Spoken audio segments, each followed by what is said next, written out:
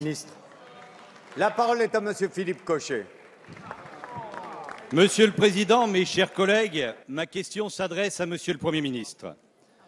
Ne pensez pas un instant que la polémique concernant la réforme du collège va masquer le profond mécontentement des professionnels de santé. Je vous rappelle que le groupe UMP a voté à l'unanimité contre ce texte lors de cette première lecture à l'Assemblée. Avec ce premier vote, vous pensez avoir gagné votre combat idéologique contre les médecins, contre les professionnels de santé, contre les malades et pour le service des mutuelles. Il n'en est rien.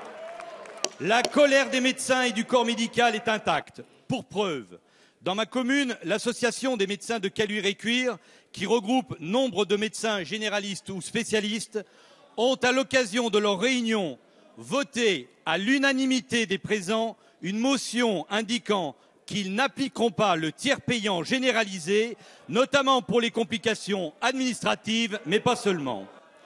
Ce type de démarche se développe et montre que le degré d'acceptation de votre politique de gribouille est rompu. Décidément, la gauche abîme tout. Je vous rappelle qu'un patient n'est pas une voiture et un médecin n'est pas un garagiste. Demain, c'est la mutuelle qui orientera un patient vers tel ou tel professionnel de santé et vers telle ou telle prescription.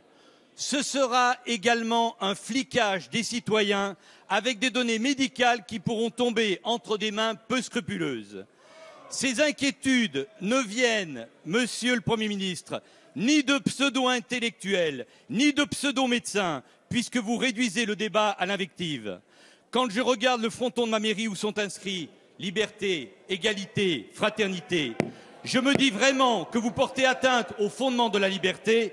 Monsieur le Premier ministre, cessez vos leçons d'unité nationale avec des trémolos dans la voix, alors que vous mettez à mal l'un des fondements de notre République, Merci, la liberté. Monsieur Cochet. La parole est à Madame Marisol Touraine, ministre des Affaires sociales et de la Santé et des droits des femmes.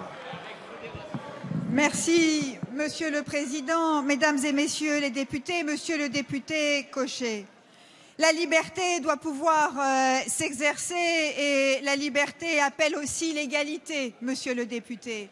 Et l'égalité en matière de santé, c'est que chacune et chacun dans ce pays puisse accéder à des soins de qualité. Et c'est pour cela que la loi de modernisation de notre système de santé a pour enjeu de lever les freins qui existent aujourd'hui pour une partie de la population. Et nous voulons, avec la mise en place de la généralisation progressive du tiers payant, permettre que l'égalité face aux soins soit enfin une réalité. Et que la liberté que vous appelez de vos vœux, Monsieur le député, elle est un sens pour chacune et chacun de nos concitoyens.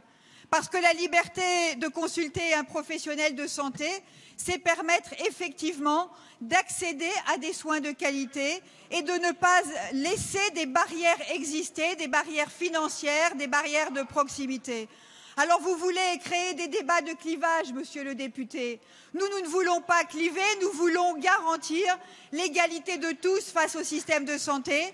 Nous voulons garantir la solidarité par le système de protection sociale. Parce que ce que vous oubliez de dire, Monsieur le député, c'est que lorsque vous étiez aux responsabilités, avec les franchises, avec les déremboursements, la prise en charge par la sécurité sociale a reculé. Depuis 2012, la solidarité retrouve son sens, puisque nous faisons en sorte que la protection solidaire par l'assurance maladie obligatoire soit restaurée. Nous n'avons pas de faux débat, Monsieur le député. Nous ne mettons pas en avant l'idéologie, mais nous faisons de l'égalité d'accès aux soins une réalité et un combat permanent, quotidien, pour l'intérêt des Français. Merci, Madame la Ministre.